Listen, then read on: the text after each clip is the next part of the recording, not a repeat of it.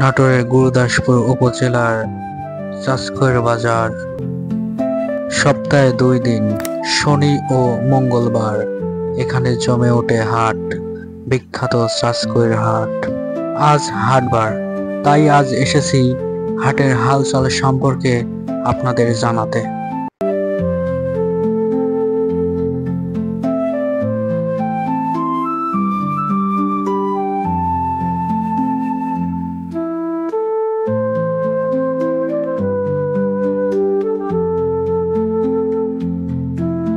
বাংলাদেশের সবচেয়ে বড় বিল চলন বিলের একটি উল্লেখযোগ্য অংশ নাটোর জেলায় পড়ায় চলন বিলের মৌসুমিক ফসল বাজারজাতকরণের অন্যতম পরিবহন ব্যবস্থা এখানকার নৌকা। এই নদীর নাম নন্দকুজা। চলন বিলের গুরুত্বপূর্ণ নদীগুলোর মধ্যে নন্দকুজা অন্যতম একটি নদী। এই নন্দকুজা নদীর তীরেই গড়ে উঠেছে চাষকৈর বাজার।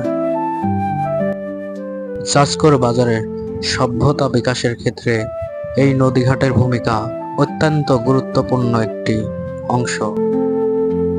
এই ঘাট চাষকৈর বাজারের ঐতিহ্যবাহী একটি ঘাট। এই বাজারের অধিকাংশ কৃষিপণ্য নিয়ে আসা হয় নৌকা পরিবহনের মাধ্যমে, তার মধ্যে অন্যতম ফসল ধান।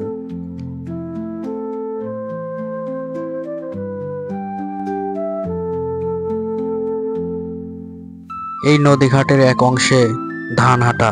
চলন বিলের ঐতিহ্যবাহী ফসল ধান বেচাকেনা শুরু হয় সকাল থেকে।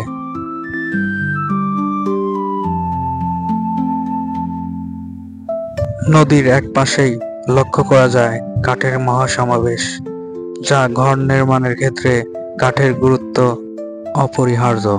ঘর ছাড়াও মানুষের প্রয়োজনে ব্যবহৃত নৌকা এবং নানা আসবাবপত্র তৈরিতে এই কাঠের ব্যবহার হয়ে থাকে। এটা ধুন্দী বা খুলশন বাজার চলন বিলের জেলেদের মাছ ধরার প্রধান উপকরণ হিসেবে পরিচিত।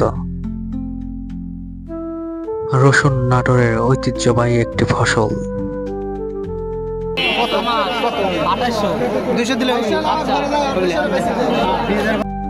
বাংলাদেশের প্রায় শতকরা 30% রসুন এই নাটোর জেলায় উৎপাদিত হয় এবং কৃষকেরা তা বিক্রি করে লাভবান হয়।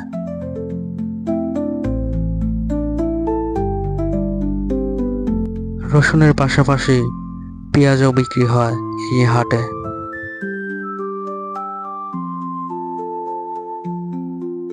পেঁয়াজ পাইকারি এবং খুচরা দুভাবেই বিক্রি করে থাকে কৃষকেরা।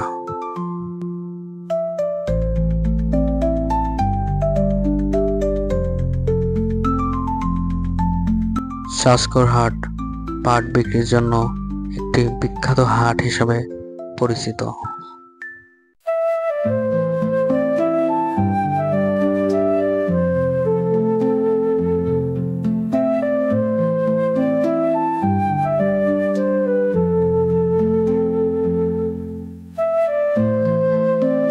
এই হাটের অধিকাংশই শাকসবজি আসে ধারের কাছের ক্ষেত থেকে, তাই তো এই হাটের সকল সবজি তরতাজা পাওয়া যায়।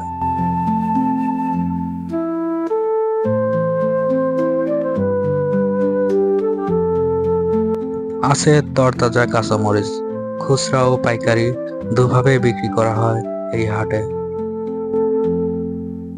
বাজারে এইসব বেগুন আসে খুব কাছের গ্রামগুলো থেকে।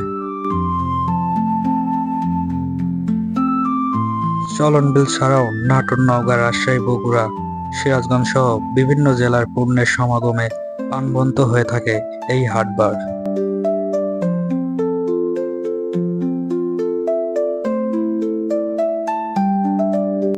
আছে লেবু, রসালো এবং সুগন্ধি দুটোই।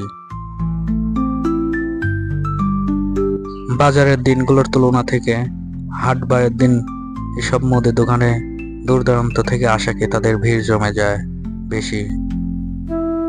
খোলা রাস্তায় চাউল এবং ডাউলের দোকানগুলো দেখতে বেশ সুন্দর লাগে।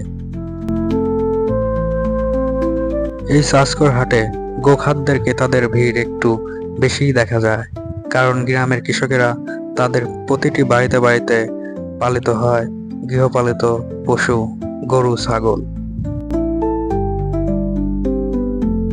এই হাটে ঐতিহ্যবাহী পান ও সুপারি দুটোই বিক্রি হয়।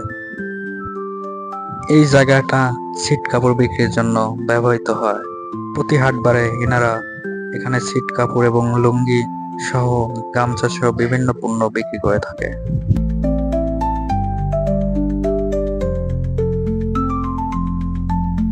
সাসকর বাজারের রাস্তার মাঝখানের দোকানগুলো শুধু দেখা যায় সপ্তাহে 2 হাটবারে।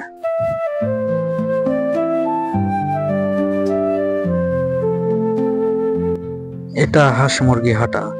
এখানে গ্রামের কৃষকদের গৃহপালিত হাঁস মুরগি বিক্রি করা হয়ে থাকে।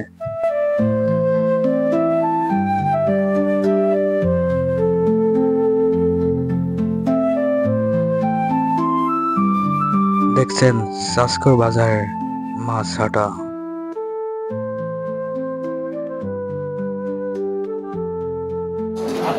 আসসালামু আলাইকুম ভাই, ইলিশের দাম এটা কত? 1000 টাকা ভাই। এটার 700 টাকা। বড়টা কত? বড়টা 3000। 2 কেজি 2.5 কেজি করুন। মিডিয়ামটা কত? এটা 1250। ভাইয়া চিংড়ির দাম কত?